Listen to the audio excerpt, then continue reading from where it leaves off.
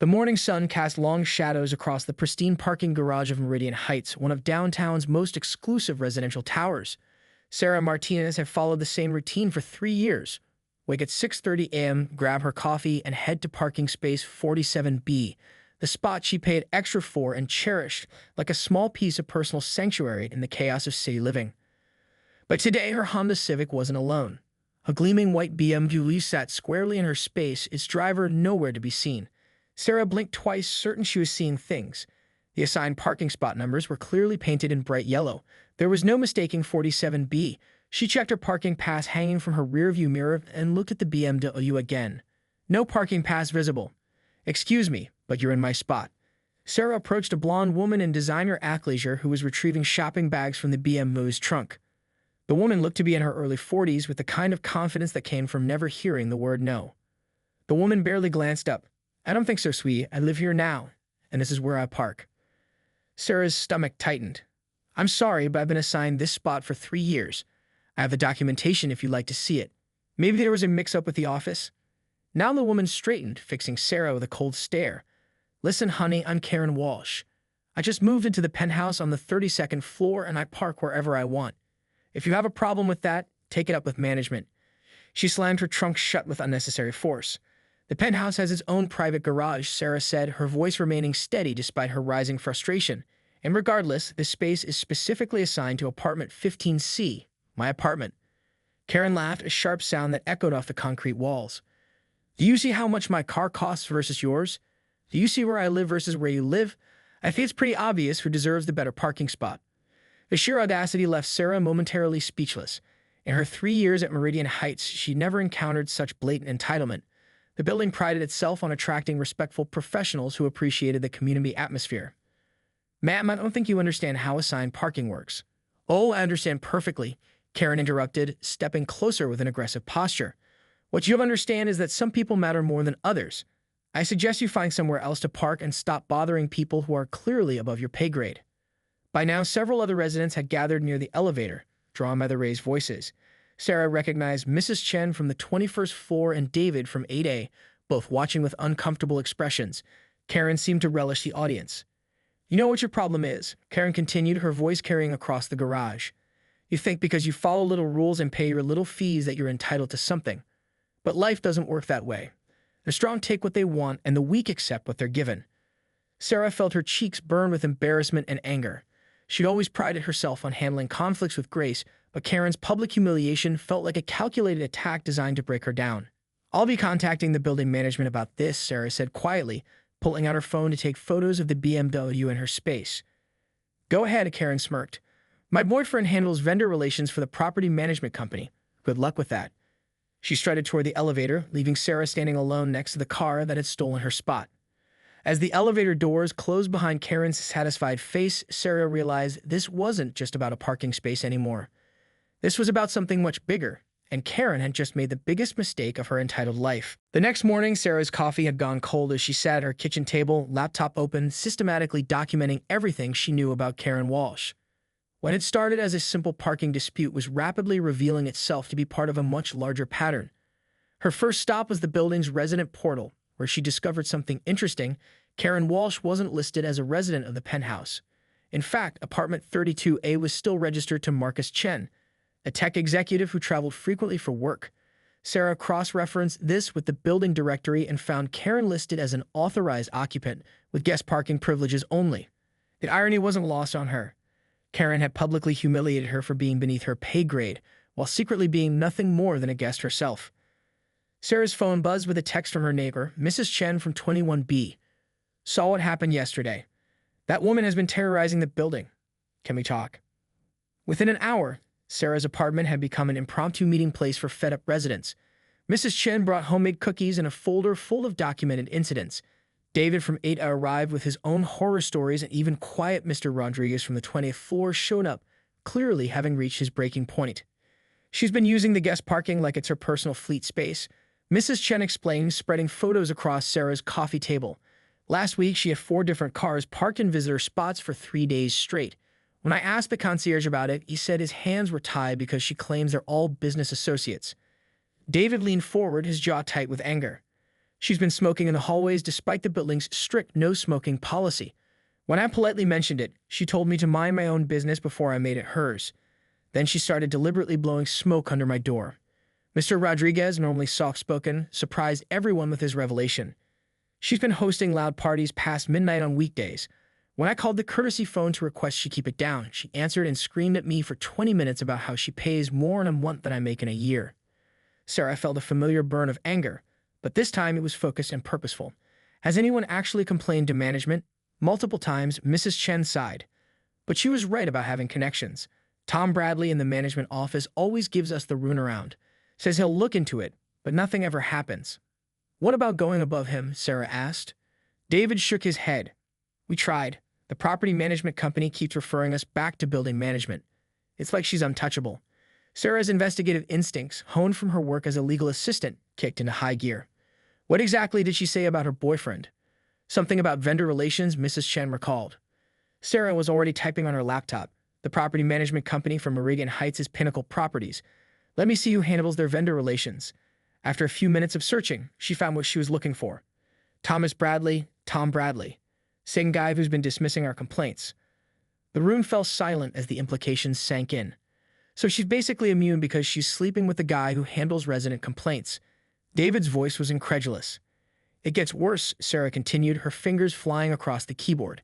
I'm looking at the building's policies and guests are only allowed to stay for 14 consecutive days without being added as official residents. How long has she been here?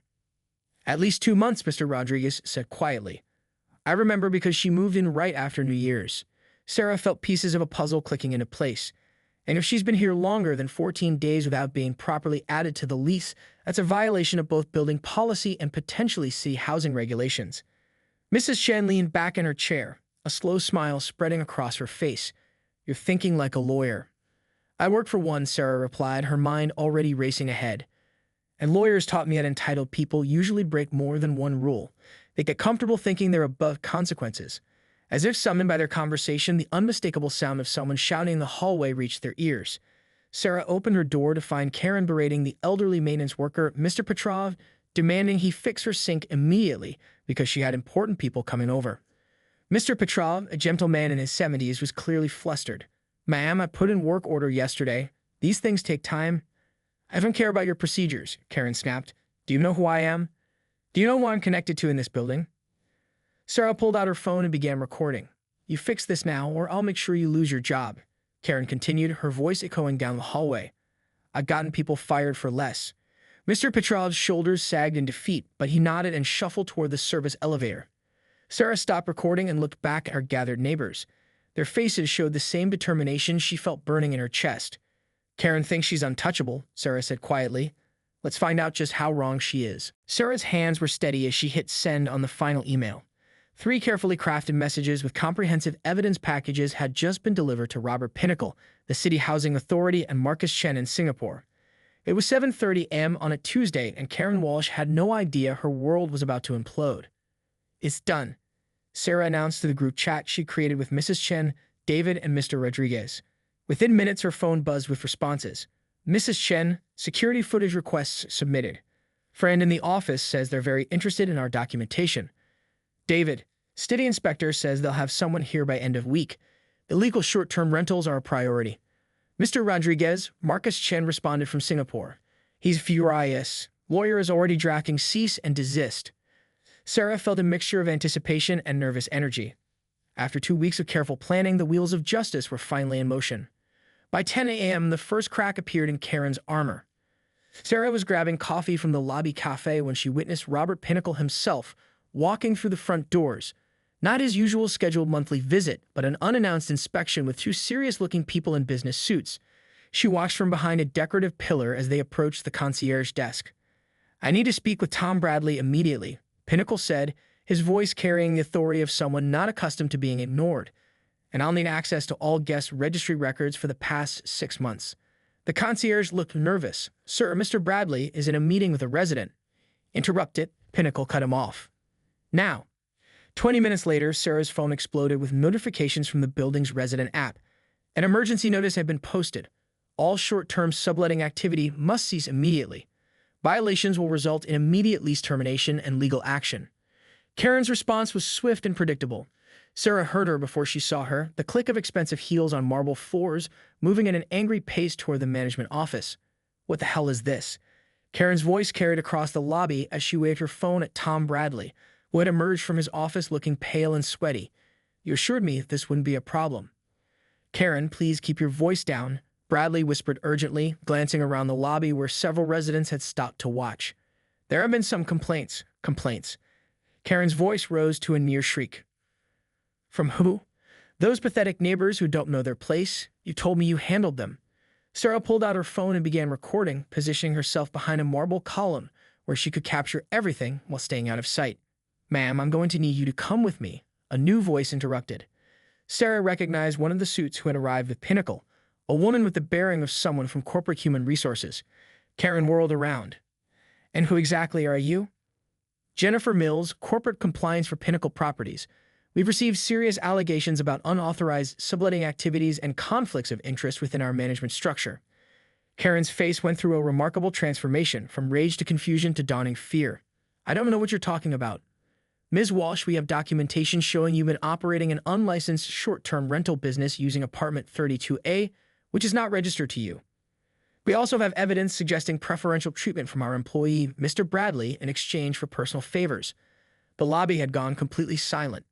Even the elevator music seemed to have stopped out of respect for the drama unfolding. That's ridiculous, Karen stammered, but her voice had lost its commanding edge. Tom, tell them this is ridiculous. Tom Bradley looked like he wanted to disappear into the floor. I can't. This is very complicated. Actually, it's quite simple, Jennifer Mills continued, consulting her tablet. Mr. Bradley, you're terminated immediately. Security will escort you out. Ms. Walsh, you have 24 hours to vacate the premises. You can't do this. Karen's voice cracked. I have connections. I have rights. Your connections have been severed, Mills replied coolly, and your rights as a guest expired about 2 months ago and you exceeded the 14-day visitor limit. Sarah watched Karen's face cycle through every stage of grief in rapid succession.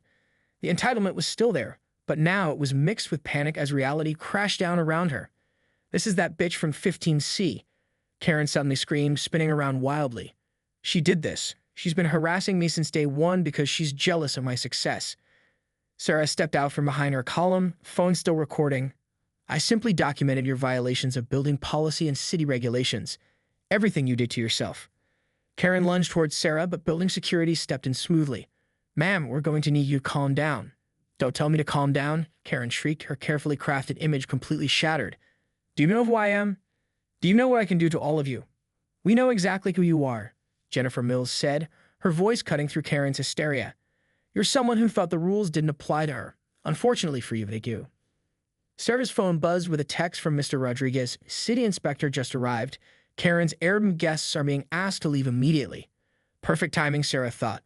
Ma'am, one of the security guards said gently but firmly, we need you to return to the apartment and begin packing. You have until noon tomorrow. This isn't over, Karen snarled, her mask of sophistication completely gone. I'll sue all of you. I'll ruin you. With what lawyer? Jennifer Mills asked calmly. Because I should mention that Marcus Chen's attorney has already filed charges for identity theft and fraudulent use of property. The city is also considering criminal charges for operating an unlicensed hotel business. The color drained from Karen's face as the full scope of her situation became clear. Sarah watched as the woman who had once seemed so powerful and untouchable crumbled into someone desperate and afraid. As security escorted and muttering Karen toward the elevators, Sarah felt a hand on her shoulder. She turned to find Mrs. Chen, David, and Mr. Rodriguez standing behind her, all wearing expressions of amazement and satisfaction. Is it really over? David asked quietly. Sarah looked toward the elevator doors as they closed on Karen's shocked face. Almost, she said with a small smile.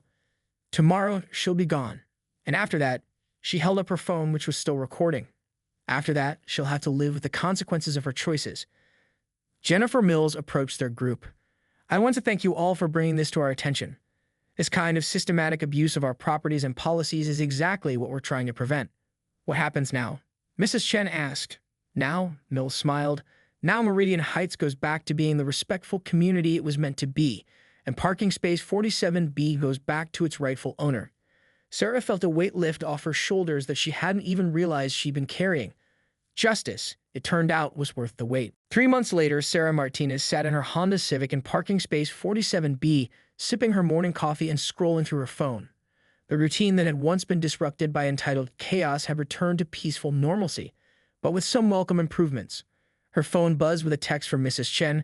Community meeting tonight at 7. New building policies to review. Sarah smiled.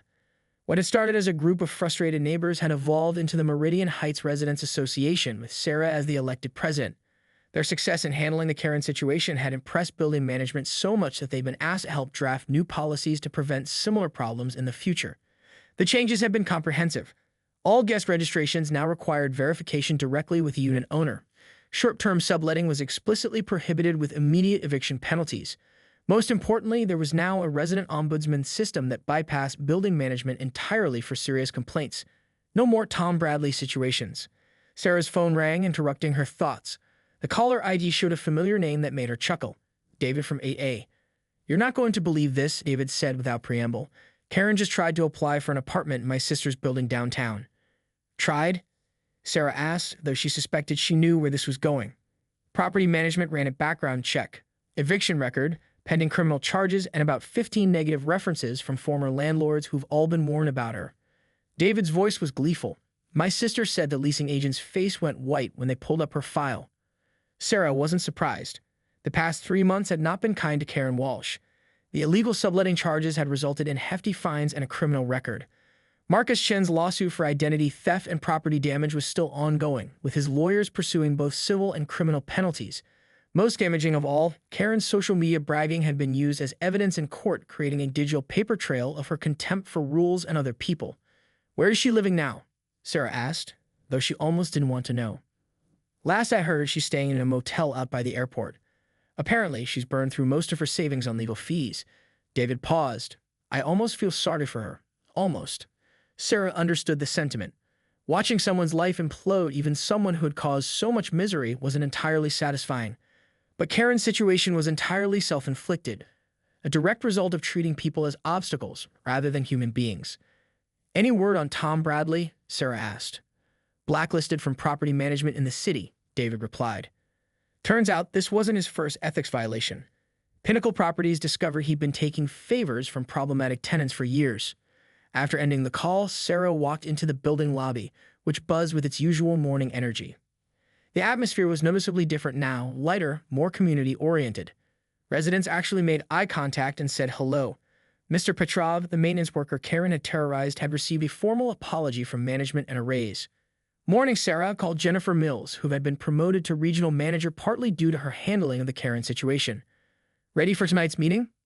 Always, Sarah replied. What's on the agenda?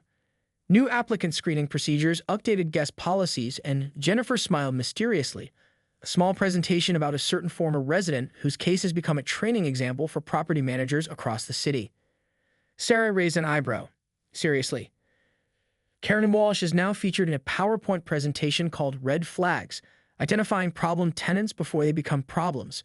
Her social media posts are used as examples of what to watch for during background checks. The irony was perfect. Karen's desire to be famous and influential had finally been fulfilled, just not in the way she'd intended. That evening, the community room was packed for the Residents Association meeting. What had once been a building full of strangers avoiding eye contact had become a genuine community. Sarah looked around at faces she now knew well. Mrs. Chen with her homemade cookies, David with his detailed notes, Mr. Rodriguez who had discovered a talent for organization, and dozens of other residents who had found their voices. Before we start the official business, Sarah announced, I wanted to share something. I got a call today from a reporter who's writing a story about tenant rights and community organizing. Apparently, her handling of the situation has inspired residents in other buildings to stand up for themselves. The room erupted in applause. Sarah felt a warmth that had nothing to do with the crowded space. The reporter asked me what advice I'd give to people dealing with similar situations. Sarah continued. I told her that entitled people rely on others being too polite, too scared, or too isolated to fight back. But when good people come together and document everything, entitled people discover they're not as powerful as they thought. Mr. Petrov, sitting in the front row, raised his hand. What happened to parking space 47B? Sarah grinned. Still mine. Every morning I park there and remember that sometimes the good guys really do win. After the meeting, Sarah returned to her apartment and opened her laptop. Her email had a new message from an address she didn't recognize. The subject line made her pause. Thank you. The message was from a resident of a building across town who had read about their success story. She was dealing with her own Karen, a tenant who was bullying others and seemingly protected by corrupt management. She wanted to know if Sarah had any advice. Sarah smiled and began typing her response. The Karen Walsh situation had taught her that entitled people were everywhere, but so were good people willing to stand up to them. Sometimes all it took was one person willing to say no and mean it. As she finished the email, Sarah glanced out her window at the parking garage below. Space 47B sat empty and waiting for tomorrow morning's routine. It wasn't just a parking spot anymore. It was a symbol of what happened when ordinary people refused to be pushed around by those who thought rules didn't apply to them. Karen had wanted to take her spot, but in the end, she lost everything while Sarah had gained something far more valuable: a community, a voice, and the knowledge that justice, though sometimes slow, was always worth fighting for. The entitled might think they can take whatever they want, but they always underestimate one crucial thing. Good people who've had enough don't just fight back, they win.